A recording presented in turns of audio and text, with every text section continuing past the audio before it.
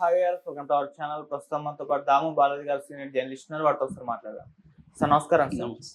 Sir, Iran కు Trump మరొకసారి హెచ్చరికలు అయితే జారీ చేశారు సార్. అంటే నాటో సమావేశంలో మాట్లాడుతూ ఇంకా దాడులు మేము ఆపేయలేదు, ఇరాన్ పైన దాడులు కంటిన్యూ చేస్తామంటూ ఒక హెచ్చరికలు అయితే జారీ చేశాడు. ఎందుకు మళ్ళీ దాడులు చేస్తా అంటున్నట్టే? మొన్నటి వరకు సీజ్ ఫైర్ అన్నాడు, యుద్ధం ఆపేస్తాను, ప్రపంచ శాంతి అన్నాడు.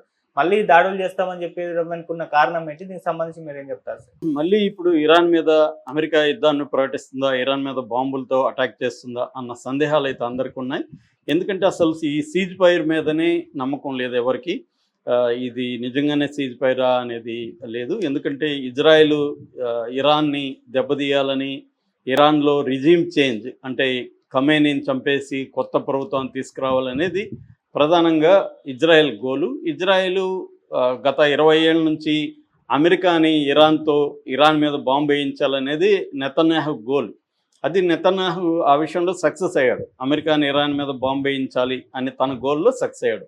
అంటే ఇరాన్ని ఐసోలేట్ చేయాలి, ఇరాన్ మీద ఆంక్షలు విధించాలి, ఇరాన్ మీద అమెరికా యుద్ధం ప్రకటించాలి. ఇరాన్ ఇబ్బందుల్లో ఉండి బాగా రూయిన్ అయిపోతే మనం డామినేట్ చేయొచ్చు, మన గ్రేటర్ ఇజ్రాయిల్ అనే ఒక కాన్సెప్ట్ నెరవేరుతుంది అనేది బెంజమిన్ నెతన్యాహుకు ఉండే ప్లాను. దాన్ని ఇజ్రాయెల్ కూడా సపోర్ట్ చేస్తుంది. వాళ్ళ దేశ ప్రజలు కూడా దాదాపు 82% యుద్ధాన్ని సపోర్ట్ చేస్తున్నారు ఇజ్రాయెల్ ప్రజల్లో. ఒక రీసెర్చ్ సంస్థ దాని మీద పోల్ చేస్తే 82% సపోర్ట్ చేస్తున్నారు. సో అంటే ఎథ్నిక్ క్లీన్సింగ్ అంటారు. పాలస్తీనా ప్రజలను, ఇజ్రాయెల్లో ఉన్న వాళ్ళని కావచ్చు, లేకపోతే గాజాలో ఉన్న వాళ్ళని కావచ్చు, లేకపోతే వెస్ట్ బ్యాంక్లో ఉన్న వాళ్ళని కావచ్చు, వీళ్ళందరినీ తరిమేయాలన్న ఒక ఇజ్రాయెల్ పాలసీని ప్రజలు కూడా అక్కడ సపోర్ట్ చేస్తున్నారు. అది ఒక దౌర్భాగ్యమైన పరిస్థితి అని చెప్పచ్చు.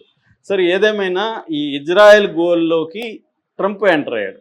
మామూలుగా అయితే ట్రంప్ యుద్ధాలకు వ్యతిరేకం. యుద్ధాలంటే నిరంతరం యుద్ధాల్లో ఉండి వియత్నాంలు కావచ్చు, ఇరాక్ కావచ్చు, ఆఫ్ఘనిస్తాన్ కావచ్చు, వీటి వల్ల అమెరికా చాలా నష్టపోయింది. చైనా సైలెంట్గా డెవలప్ అవుతూ వెళ్తుంటే అమెరికా యుద్ధాలతో మునిగిపోయి నష్టపోయింది అనేది అమెరికన్స్ మెజారిటీ అభిప్రాయం కూడా. దాన్ని ట్రంప్ క్యాచ్ చేసి 2016 ఎలక్షన్ క్యాంపెయిన్లో యుద్ధాలకు వ్యతిరేకంగా మాట్లాడాడు. నేను ఈ స్టూపిడ్ ఇరాక్, ఆఫ్ఘనిస్తాన్ వార్లు వల్లనే జరిగిందనేది ఆయన బలంగా తీసుకెళ్ళాడు. జనం కూడా ఆయన మాటలు నమ్మారు.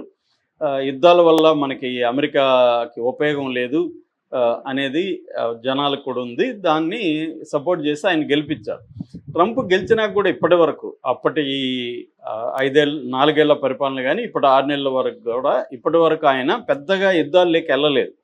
ఒక ఐసిస్కి సంబంధించిన లీడరు అబూబకర్ బగ్దాదీని 2019లో చంపించడం, తర్వాత IRGC Iran Islamic revolutionary guard corps commander Qasem సులేమానీని 2020 జనవరిలో చంపించడం, హౌతీల మీద ఒక 45 రోజుల పాటు యుద్ధం జరిగింది.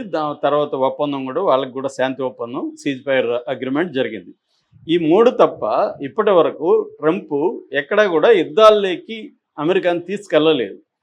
సో కానీ ఇప్పుడు సడన్గా ఇజ్రాయెల్ ఇన్ఫ్లుయెన్స్తో, ఎందుకంటే నేను నిన్న కూడా చెప్పాను, ట్రంప్ అల్లుడు జేరెడ్ కుష్నర్ అతను ఇజ్రాయెల్లో పెట్టుబడులు పెట్టున్నాడు. ఇజ్రాయెల్ ప్రధానమంత్రి బెంజమిన్ నెతన్యాహు వెరీ క్లోజు. ఎవరో చెప్తున్నారు వాళ్ళ ఇంటికి వెళ్తే కుష్నర్ తన బెడ్రూమ్ ఇతనికి ఇచ్చి ఇతను వెళ్ళి ఎక్కడో వేరే చోట పడుకుంటాడు, అంత ఇంపార్టెన్స్ ఇస్తారు బెంజమిన్ నెతన్యాహుకు వాళ్ళ ఫ్యామిలీ అని చెప్తున్నారు. మరోపక్క అమెరికాలో ఏపాక్ అని ఉంటుంది, American Israeli public accounts committee అని. అది దాంట్లో ఒక 70,000 మంది ఉంటారు. టాప్ 10 బిలియనీర్స్, జూ బిలియనీర్స్ అంతా కూడా దాంట్లో ఉంటారు. వాళ్ళు ఇన్ఫ్లుయెన్స్ చేస్తారు. అట్లాగే క్రిస్టియన్స్ యునైటెడ్ ఫర్ ఇజ్రాయెల్ అనే ఇంకొక బలమైన లాబీ సంస్థ ఉంది. దాంట్లో 1,00,000 మంది పైన ఉంటారు. వీళ్ళంతా కూడా ఇజ్రాయెల్కి అనుకూలంగా అమెరికన్ పాలసీల్ని ఇంప్లిమెంట్ చేస్తుంటారు. అట్లాగే సౌదీ గ్రూప్ అంటారు. సౌదీ అరేబియా కూడా అమెరికాలో అమెరికన్ మిడిల్ ఈస్ట్ పాలసీని ఇన్ఫ్లుయెన్స్ చేయడానికి ట్రై చేస్తుంటారు. అందుకనే ఎవరో అన్నారు, ఒక మేధావి, అమెరికాకి మిడిల్ ఈస్ట్ పాలసీ అనేది ఏమీ లేదు, ఇజ్రాయెల్ పాలసీనే అమెరికా పాలసీ అన్నాడు. అంటే ఇజ్రాయెల్కి ఏది అవసరమో అదే అమెరికా చేస్తుంది తప్ప అమెరికాకి సపరేట్గా మిడిల్ ఈస్ట్ పాలసీ లేదనేది దీని మీద ఒక ఎక్స్పర్ట్ చెప్పాడు. నేను చూశాను ఇంటర్వ్యూలో. అలాగా ఇప్పుడు నిజానికి ట్రంప్కి యుద్ధం ఏం అవసరం లేదు. ఇరాన్లో బాంబు ఉంటే ఏంటి, బాంబు ఉండకపోతే ఏంటి? ట్రంప్ దగ్గర 5,400 న్యూక్లియర్ వార్ హెడ్స్ ఉన్నాయి, సెకండ్ హైయెస్ట్. ఫస్ట్ వచ్చి రష్యా 6,000 దాకా ఉన్నాయి. సెకండ్ వచ్చి ప్రపంచంలోనే second highest nuclear war heads ఉన్న దేశం అమెరికా. దాంతోపాటు రకరకాల వెపన్స్ వాళ్ళ దగ్గర ఉన్నాయి. సో నెంబర్ 1 వచ్చి డిఫెన్స్లో అమెరికానే ఇప్పటికి కూడా. సో అలాంటప్పుడు అమెరికా ఇరాన్కి భయపడాల్సిన అవసరం ఏమీ లేదు. ఒకవేళ బాంబు ఉన్నా కూడా ఇరాన్కి ఏం భయపడాల్సిన అవసరం లేదు, ఇరాన్ పట్టించుకోవాల్సిన అవసరం లేదు. కానీ అమెరికా ఎందుకు బాంబు వేసింది ఇక్కడ వచ్చి? దాని ఏమంటారు, బంకర్ బస్టర్ బాంబు GBU 57 అనే ఒక బాంబుని B-2 స్టెల్త్ విమానాల ద్వారా తీసుకొచ్చి ఎందుకు వేసింది అంటే ఇజ్రాయెల్ కోసమే వేసింది. ఇజ్రాయెల్ది చిరకాలపు కళ అది. వేసింది, ధ్వంసం చేశానని చెప్పింది. ఫార్దో, నతాంజీ, తర్వాత ఇస్ఫహాన్, ఈ 3 న్యూక్లియర్ సైట్ల మీద వేశాము, కంప్లీట్గా లాస్, ఓబ్లిటరేటెడ్ అని ఆయన అన్నాడు అనమాట. అంటే కంప్లీట్గా రూయిన్ చేసేసామని అన్నాడు. అయితే ఆయన కంప్లీట్గా రూయిన్ చేయలేదని అమెరికన్ మిలిటరీ డిఫెన్స్ ఇంటెలిజెన్స్ ఏజెన్సీనే ఒక రిపోర్ట్ ఇచ్చిందని, అది లీక్ అయ్యి CNN, న్యూయార్క్ టైమ్స్లో లీక్ అయింది. అందులో ఏముందంటే కంప్లీట్గా అవ్వలేదు, కొంతవరకు రూయిన్ అయింది, కొన్ని నెలల్లో మళ్ళీ వాళ్ళు న్యూక్లియర్ బాంబు తయారు చేయగలరు అనేది చెప్పారు. కంప్లీట్గా ఇప్పుడు అట్లాగే ఇంటర్నేషనల్ ఆటమిక్ ఏజెన్సీ కూడా నిర్దిష్టంగా రూయిన్ అయినట్టు మా దగ్గర ఏమి ఆధారాలు లేవు, వాళ్ళు తరలించినట్టయినా మేము కూడా అనుకుంటున్నామని చెప్పింది. అట్లాగే ఒక 16 ట్రక్కులు ఇది బాంబు లేకముందు, ఎందుకంటే బాంబు లేకపోతున్నామని అమెరికా వాళ్ళు ఇరాన్కి ముందే చెప్పారనేది కూడా న్యూస్ బయటకు వచ్చింది. సో ఇరాన్కి ముందే చెప్పడం అంటే అర్థమేమి? అక్కడ ఉన్న మా టెక్నీషియన్లు కావచ్చు, లేబర్ కావచ్చు, వాళ్ళందరిని బయటికి తీశారు. అట్లాగే అక్కడ 400 kgల వెపన్ గ్రేడ్ యురేనియం అంటారు, అంటే మామూలుగా సివిల్ న్యూక్లియర్ ఎనర్జీ కోసం యురేనియంని శుద్ధి ఎంత చేయొచ్చు అంటే 3 to 5% చేస్తే సరిపోతుంది. ఒకవేళ రీసెర్చ్ కోసం అయితే 20% వరకు శుద్ధి చేస్తే సరిపోతుంది. కానీ వీళ్ళు 60% చేశారని చెప్తున్నారు. 60% ఎందుకు చేశారంటే 60% నుంచి 90%కి వెళ్ళడం ఈజీ అనమాట. 90% ఉంటే న్యూక్లియర్ వెపన్స్ తయారు చేయొచ్చు. అంటే దాన్ని యురేనియం 235 అంటారు. 238 అనేది బేస్ యురేనియము, దాన్ని 235 యురేనియంగా మారిస్తే అది 60% నుంచి 90%కి త్వరగానే ఒక 2-3 వారాల్లో అయిపోయే అవకాశం ఉంది. అందుకని వీళ్ళు 60% చేశారు, దాన్ని రూయిన్ చేయాలనేది ఇప్పుడు వీళ్ళు చెప్పింది. సో ఈ 60%ది 400 kgs ఉనింది, దాన్ని వీళ్ళు ముందుగానే తరలించేశారు అక్కడి నుంచి అనేది ఇప్పుడు వార్త వస్తుంది.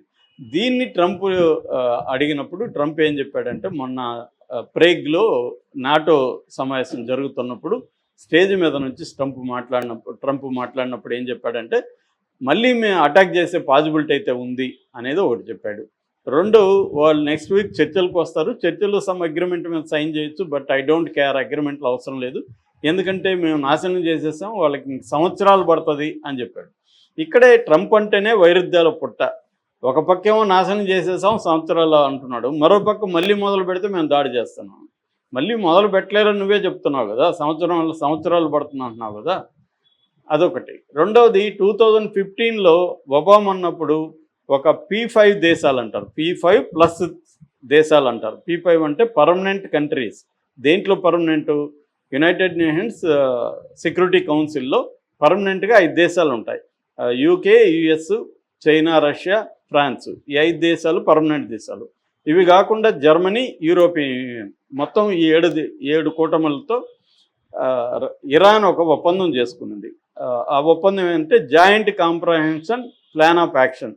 ఈ ఒప్పందంలో సంతకం చేసింది ఇరాన్. ఎందుకంటే మా నిల్వల్ని మేము పెంచము, ఈ టాప్ గ్రేడ్ యురేనియంను పెంచము, అట్లాగే ఇంటర్నేషనల్ సంస్థలు, ఇంటర్నేషనల్ ఆటమిక్ ఏజెన్సీ కానీ మిగతా సంస్థలు మా దేశంలో ఇన్స్పెక్ట్ చేసుకోవచ్చు అని చెప్పింది ఇరాన్ ఒప్పందం. మళ్ళీ దాన్ని ఎవరు బ్రేక్ చేసింది? ట్రంపే. 2018లో ట్రంపే బ్రేక్ చేశాడు. మళ్ళీ మొన్న ఒమన్లో చర్చలు 5 సార్లు చర్చలు అయినాయి, 6వసారి June 15 చర్చలు ఉన్నాయి. ఈ లోపల ఇజ్రాయెల్ అటాక్ చేసింది. అంటే వీళ్ళ ఉద్దేశం